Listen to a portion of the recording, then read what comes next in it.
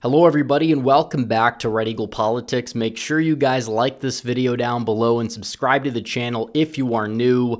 So currently, as things stand today, Donald Trump and Kamala Harris in the popular vote are in a virtual tie in the polls. This has never happened this late in an election cycle between Donald Trump and anybody, and he currently is on the verge to potentially overtake her in the Real Clear Politics average. Currently, she sits at 48.8%. He's at a new record high. He was at a record high in the last video we made a couple hours ago. He has gone up since then to 48.6%. Kamala Harris is at 48.8%, and she is falling. Donald Trump is on the rise, and he may end up surpassing her. And partially, this is because a new poll just dropped out of the Wall Street Journal where Donald Trump led 49% to 46%, and he was not even leading in the previous poll that they dropped. I don't even know when the last time they dropped a poll is. We can check this out right here. It's been since August where Kamala Harris led by 1%, but now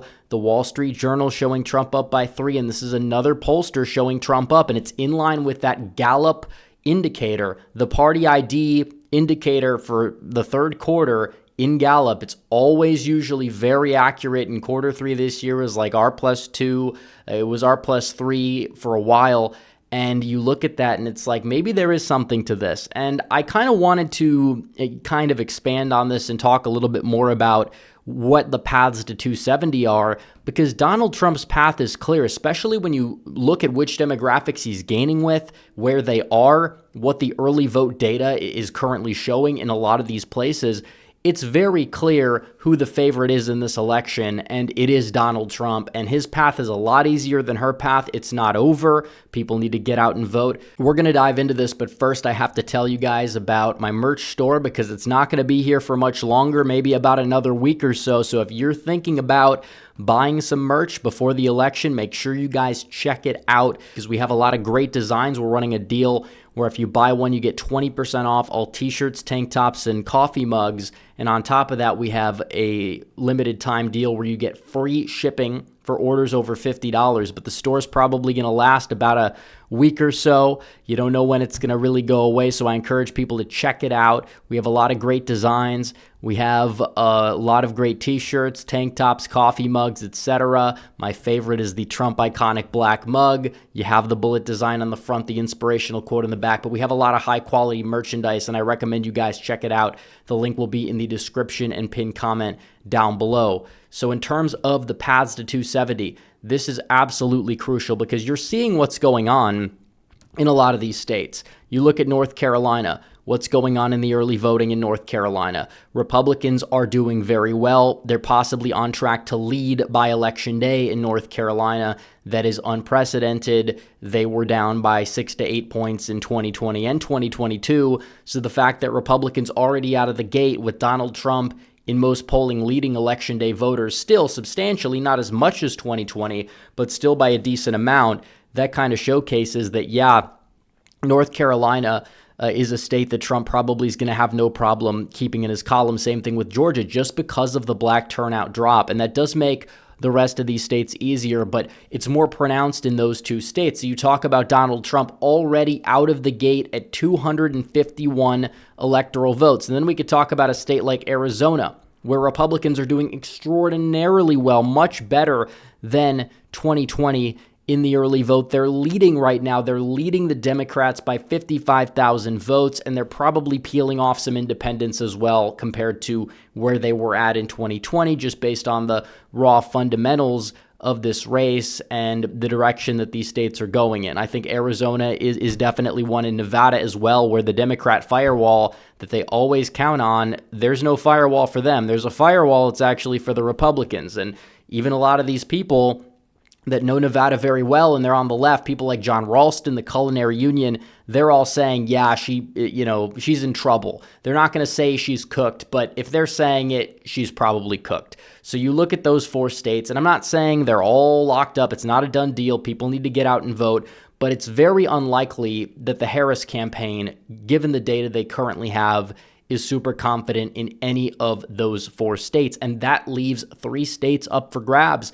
Now, keep in mind, polling in the Rust Belt, those 3 states have underestimated Donald Trump significantly in the past few elections. We haven't had a lot of polling from this region recently. We did have a poll from Quinnipiac that had Trump and Kamala Harris tied in Wisconsin, which is pretty good for Quinnipiac standards, although the last poll showed an unusually large Trump lead, and the sample of the more recent poll was a lot more Democratic, so maybe take the average of those. You could do that to see where the race really is. Same thing with Michigan, where, again, both of these states are close. They're neck and neck in the polling. Pennsylvania is another state where Donald Trump, you could say, could capitalize on several factors, and we're going to touch base on that. But all 3 of these states, Kamala Harris needs to sweep the board. She needs to run the table. She needs to win Wisconsin, Michigan, and Pennsylvania. Donald Trump needs just one of them. Wisconsin's going to be more than enough. She could win a state like Nevada at that point, and she would essentially be home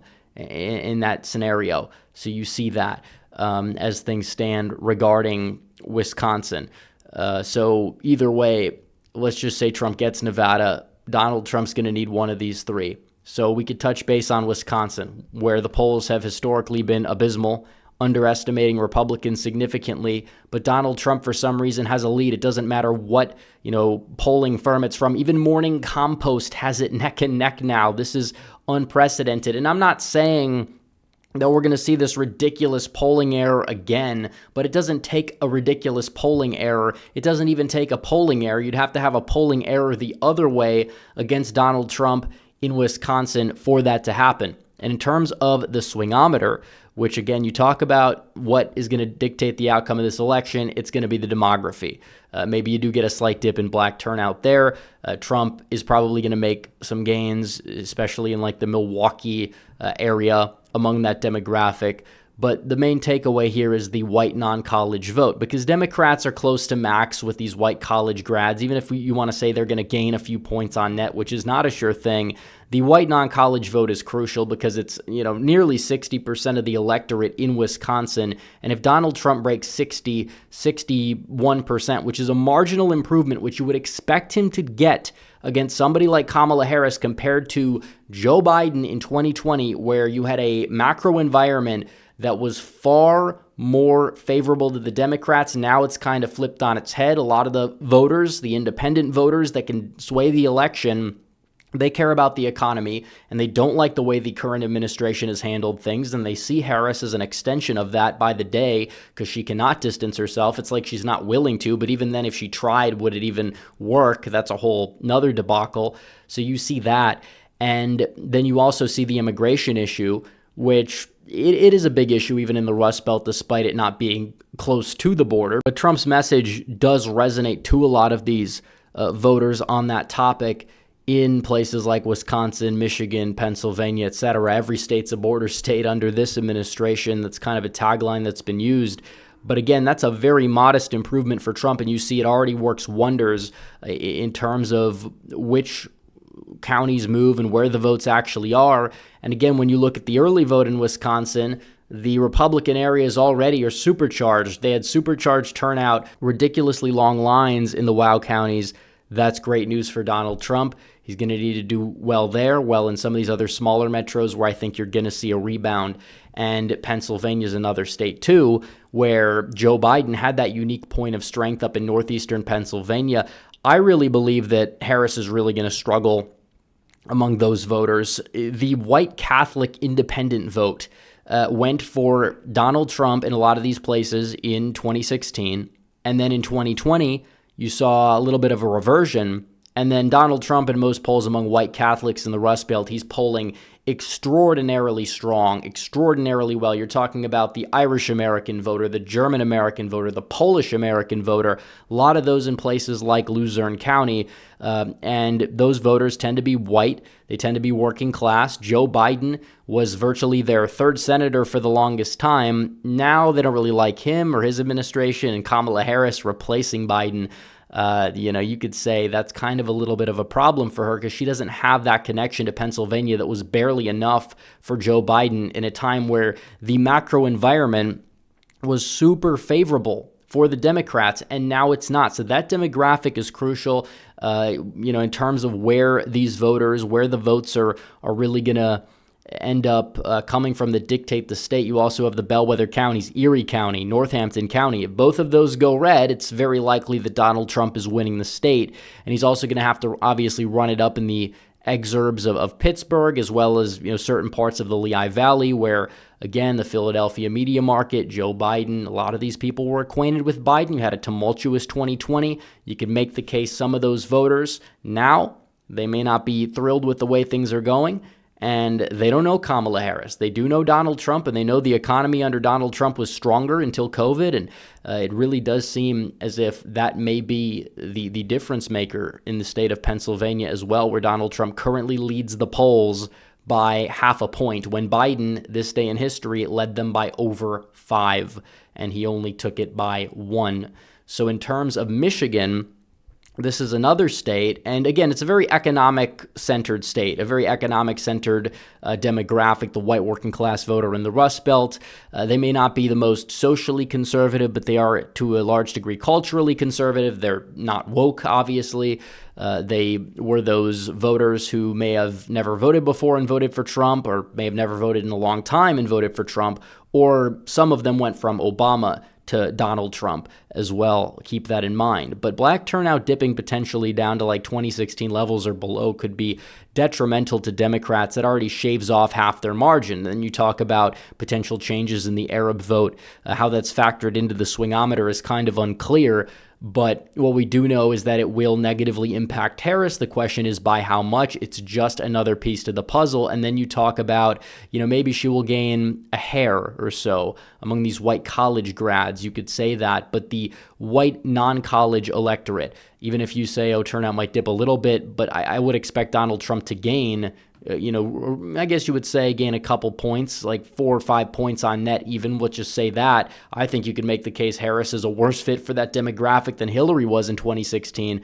But regardless, you see the margin, it's super close. And if Donald Trump does end up picking off some like young black men, for example, in inner city Detroit and some of these other places, he would win the state. It's very easy to see where he has a path to victory. The fundamentals favor Trump. The polls favor Trump. The momentum favors Trump.